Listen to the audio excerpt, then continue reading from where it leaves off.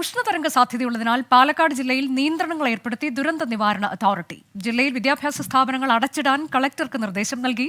കിടപ്പ് രോഗികൾ, ഗർഭിണികൾ, ഗുരുതര രോഗമുള്ളവർ എന്നിവർ ചികിത്സയിലുള്ള ആശുപത്രി വാർഡുകളിൽ കൂളറുകൾ സ്ഥാപിക്കാൻ നിർദ്ദേശം നൽകി. സംസ്ഥാനത്ത് തൊഴിലാളികളുടെ ജോലി സമയത്തിൽ ക്രമീകരണം ഏർപ്പെടുത്തി. സംസ്ഥാനത്ത് കൊടും ചൂട് തുടരുന്ന സാഹചര്യത്തിൽ പാലക്കാട് ജില്ലയിൽ ഓറഞ്ച് അലർട്ട് പ്രഖ്യാപിച്ചു. പാലക്കാട്, കൊല്ലം, തൃശൂർ എന്നിവിടങ്ങളിൽ ഉഷ്ണതരംഗ മുന്നറിയിപ്പ് തുടരുകയാണ്. അലക്സ് റാം മുഹമ്മദ് വിവരങ്ങളുമായി. അലക്സ്, കഴിഞ്ഞ ദിവസം നമ്മൾ കണ്ടതുപോലെ തന്നെയുള്ള മുന്നറിയിപ്പ് തുടരുന്നു എന്നാണോ മനസ്സിലാക്കേണ്ടത്? എന്തൊക്കെ ജാഗ്രതാ നിർദ്ദേശങ്ങൾ, എന്തെല്ലാം ക്രമീകരണങ്ങൾ സംസ്ഥാനത്ത് ഏർപ്പെടുത്തുന്നു ചൂടിനെ നേരിടാൻ?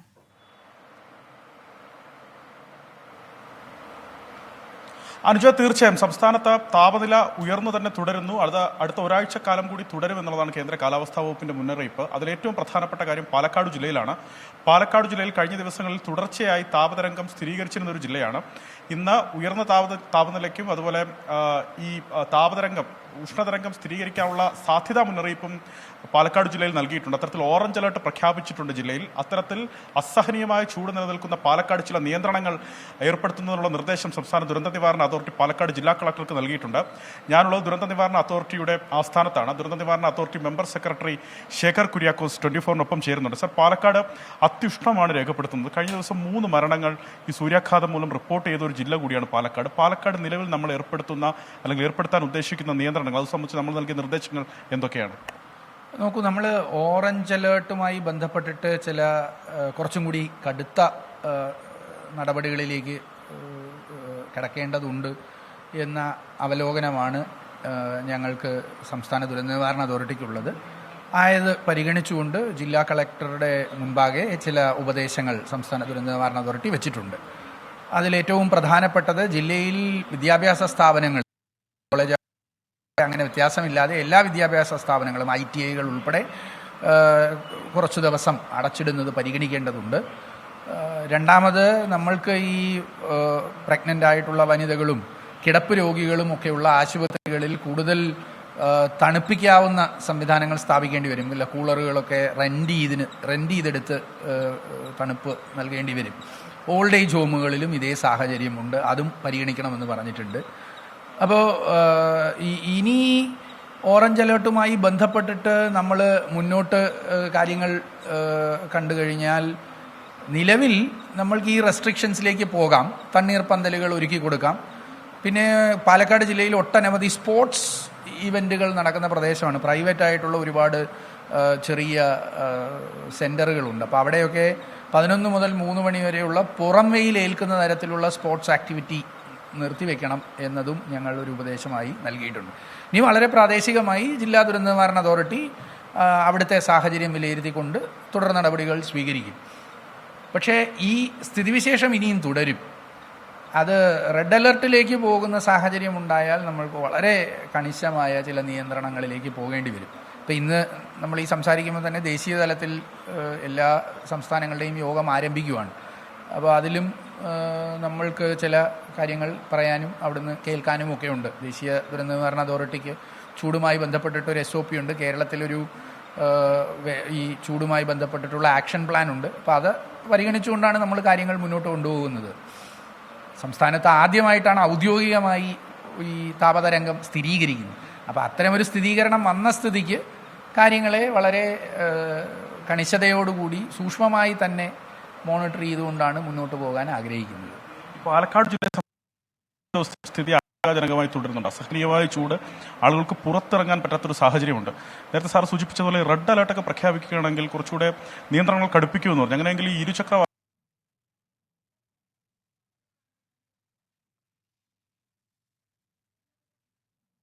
ജീവൻ രക്ഷിക്കുക എന്നുള്ളത് പ്രഥമ ധർമ്മമായി പരിഗണിക്കേണ്ടി വരുമല്ലോ. അപ്പോൾ ന്യായമായും കുറച്ച് ബുദ്ധിമുട്ടുകൾ വ്യക്തികൾക്ക് ഉണ്ടാകുമെങ്കിലും അതിനെ നമ്മൾക്ക് സ്വീകരിക്കാതെ വയ്യ. ഞങ്ങൾ അതിന് വേണ്ടിയിട്ടുള്ള ചില കുറിപ്പുകൾ തയ്യാറാക്കി വെച്ചിട്ടുണ്ട്. അത്തരമൊരു സാഹചര്യം വന്നാൽ അത് ഞങ്ങൾ ഉചിതമായ തലങ്ങളിൽ ചർച്ച ചെയ്ത് ജില്ലാ ദുരന്ത നിവാരണ അതോറിറ്റിക്ക് അല്ലെങ്കിൽ മറ്റ് ജില്ലകളിൽ ഇതേ സാഹചര്യം ഉണ്ടെങ്കിൽ അവർക്ക് നൽകും. ഇവയൊക്കെ സംസ്ഥാന ദുരന്ത നിവാരണ അതോറിറ്റി നിർദ്ദേശരൂപേണ നൽകും. പ്രാദേശികമായി സാഹചര്യം പരിഗണിച്ച് നടപ്പാക്കേണ്ടുന്നത് ജില്ലാ ദുരന്ത നിവാരണ അതോറിറ്റിയാണ്. അവരുടെ ഒരു പ്രാദേശികമായ വിവരത്തിൻ്റെയും കൂടി അടിസ്ഥാനത്തിലായിരിക്കും ഏത് തരത്തിൽ പക്ഷേ നമ്മൾക്ക് SOPകൾ തയ്യാറാക്കി വെച്ചിട്ടുണ്ട്. ആ SOPകൾക്കനുസരിച്ച് നമ്മൾ ആവശ്യമായ അധിക നിർദ്ദേശങ്ങൾ നൽകും. ചില പരിമിതികൾ നമ്മൾക്കുള്ളത് മഴയെപ്പോലെ 5 ദിവസം മുന്നേ എന്താകും എന്ന് ഉള്ളൊരു അവലോകനം ഈ കാര്യത്തിൽ സാധ്യമല്ല. പിന്നെ കേരളത്തിലെ വളരെ ചുരുക്കം വെതർ സ്റ്റേഷനുകളിലെ ഡേറ്റ മാത്രമാണ് ഈ ചൂടുമായി ബന്ധപ്പെട്ടിട്ട് കാലാവസ്ഥാ വകുപ്പ് ഉപയോഗിക്കുന്നത്. ഓട്ടോമേറ്റഡ് വെതർ സ്റ്റേഷൻസിലെ വിവരങ്ങളെല്ലാം ഉപയോഗിക്കുന്നില്ല. അങ്ങനെ ഉപയോഗിച്ചു തുടങ്ങിയാൽ നമ്മൾ മറ്റ് ചില ചിത്രങ്ങൾ കാണും.